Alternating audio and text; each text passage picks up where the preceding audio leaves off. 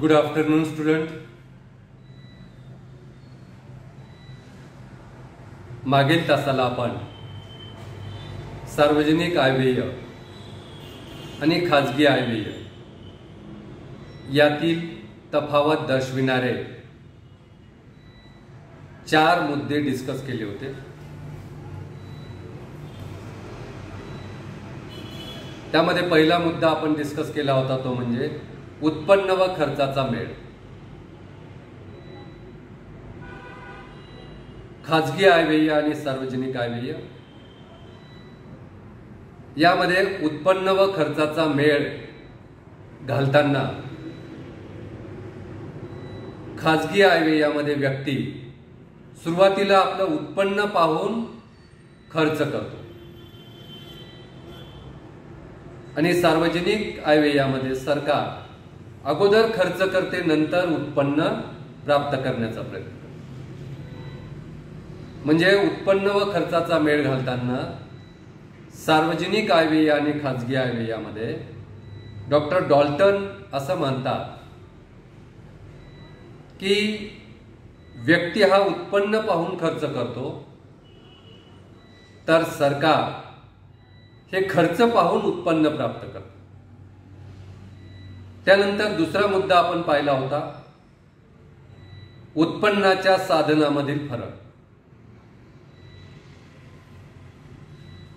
खाजगी आयव्ययामध्ये उत्पन्न प्राप्त करून देणारी साधनं ही तोकडी असतात, ही अतिशय मर्यादित असतात, अतिशय कमी असतात. तर सार्वजनिक उत्पन्न प्राप्त करून देणारी साधनं, सरकारला सार्वजनिक उत्पन्न प्राप्त करून देणारी साधनं ही अधिक असतात. म्हणजे खाजगी आयव्ययामध्ये उत्पन्न प्राप्त करून देणारी साधनं ही कमी असतात, तर सार्वजनिक आयव्ययामध्ये उत्पन्न प्राप्त करून देणारी साधनं ही अधिक असतात. त्यानंतर तिसरा मुद्दा आपण डिस्कस केला होता तो म्हणजे अंदाजपत्रकातील तफावत. खाजगी आयव्यय आणि सार्वजनिक आयव्यय यामध्ये अंदाजपत्रक तयार करीत असताना दोन्ही अंदाजपत्रकामध्ये आपल्याला तफावत दिसून येते. ती म्हणजे खाजगी आयव्ययामध्ये व्यक्तिगत अंदाजपत्रक, व्यक्तीचं अंदाजपत्रक हे शिल्की अंदाजपत्रक असतं किंवा संतुलित अंदाजपत्रक असतं. परंतु सार्वजनिक आयव्ययामध्ये अंदाजपत्रक तयार करताना सरकार मात्र नेहमी तुटीचे अंदाजपत्रक तयार करते. सरकारला नेहमी तुटीचं अंदाजपत्रक तयार करणं आधुनिक काळामध्ये हिताचं वाटत आहे. त्यामुळे सरकार तुटीचं अंदाजपत्रक तयार करते, तर व्यक्तीला मात्र नेहमी शिल्की किंवा संतुलित अंदाजपत्रक हिताचं वाटते. म्हणून व्यक्ती खाजगी आयव्ययामध्ये शिल्की किंवा तुटीचं अंदाजपत्रक तयार करते. म्हणजे सार्वजनिक आयव्यय आणि खाजगी आयव्यय यामध्ये अंदाजपत्रक तयार करीत असताना दोन्ही अंदाजपत्रकामध्ये आपल्याला तफावत दिसून येते. त्यानंतर उद्दिष्टांमधील तफावत. सरकारी खर्च करीत असताना आणि खाजगी खर्च करीत असताना दोघांच्या उद्दिष्टामध्ये तफावत आपल्याला दिसून येते. सरकार आवश्यक बाबीवर खर्च करीत असते आणि जनतेच्या कल्याणासाठी, जनतेच्या हितासाठी सरकार खर्च करीत असते. याउलट व्यक्ती मात्र अन्न, वस्त्र, निवारा आणि नफ्याच्या उद्देशाने खर्च करीत असते. आणि सरकारचं नफा मिळविणे हे उद्दिष्ट नसते. सरकार जनतेचं हित साध्य करण्याचं उद्दिष्ट समोर ठेवून खर्च करीत असतं. म्हणून सरकारचं खर्च करण्याचं उद्दिष्ट हे जनकल्याण हे असतं, तर व्यक्तीचं खर्च करण्याचं उद्दिष्ट अन्न, वस्त्र, निवारा मिळविणे आणि नफा मिळविणे हे असतं. अशा पद्धतीने आपण हे 4 पॉइंट खाजगी आयव्यय आणि सार्वजनिक आयव्यय यातील तफावत दर्शविणारे आपण पाहिले आहेत. या तासामध्ये आपण आणखी 2 पॉइंट पाहणार आहोत. 2 मुद्दे या ठिकाणी पाहणार आहोत.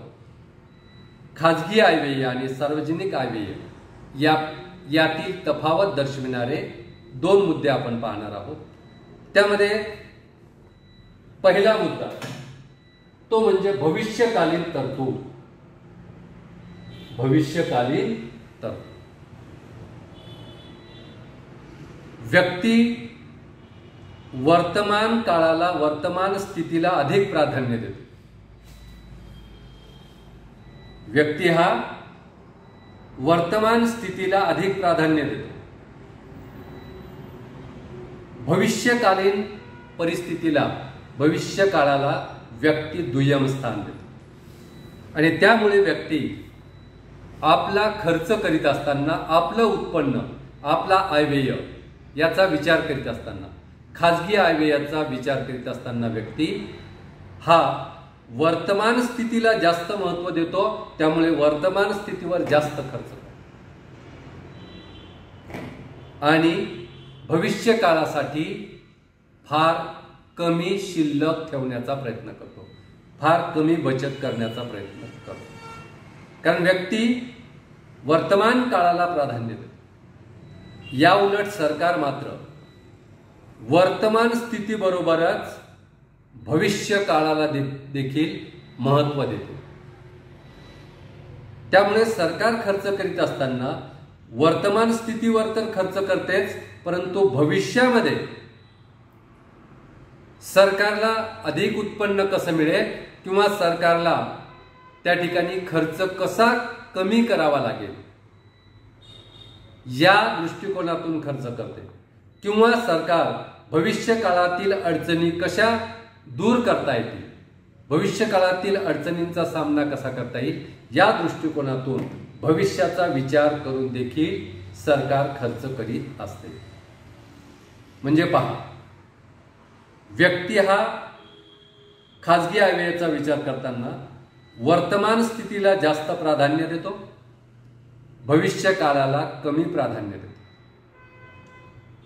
त्यामुळे व्यक्ती आपल्या उत्पन्नातील, खाजगी आयव्ययातील जास्तीत जास्त रक्कम ही वर्तमान परिस्थितीवर खर्च करण्याचा प्रयत्न करतो, वर्तमानात खर्च करण्याचा प्रयत्न करतो आणि भविष्यासाठी तरतूद कमी करतो.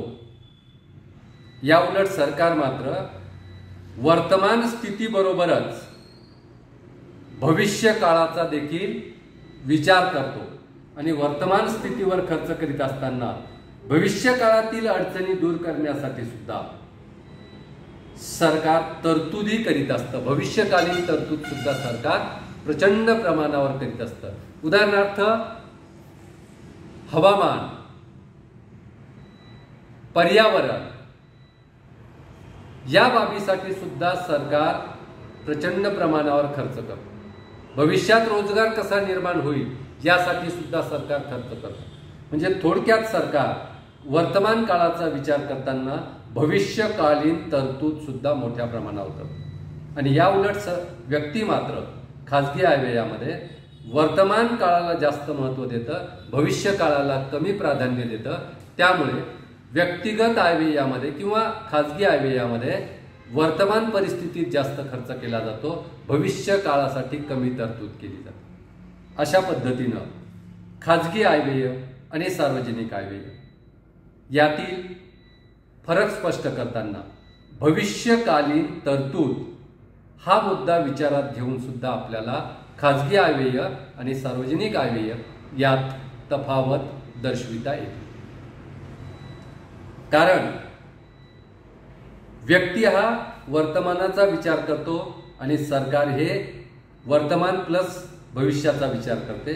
कारण व्यक्ती हा मृत्य असतो, व्यक्ती हा मरण पावतो, परंतु सरकार मात्र, समाज किंवा सरकार मात्र हे अमर असते. व्यक्ती ह्या जन्म घेतात, मरण पावतात, परंतु समाज मात्र हा अमर असतो.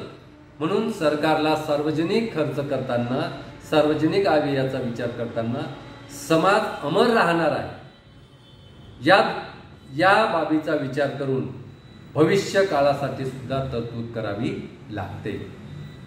त्यानंतर खाजगी आयव्यय आणि सार्वजनिक आयव्यय यामध्ये फरक दर्शविणारा पुढचा मुद्दा आहे तो म्हणजे सक्तीने उत्पन्न प्राप्ती. सक्तीने उत्पन्न प्राप्ती या बाबीवरून, या मुद्द्यावरून सुद्धा आपल्याला खाजगी आयव्यय आणि सार्वजनिक आयव्यय यामध्ये तफावत दर्शविता येते. सक्तीने उत्पन्नाची प्राप्ती. खाजगी आयव्ययामध्ये सक्तीने उत्पन्नाची प्राप्ती करता येत नाही, परंतु सार्वजनिक आयव्ययामध्ये सक्तीने उत्पन्नाची प्राप्ती करता येते.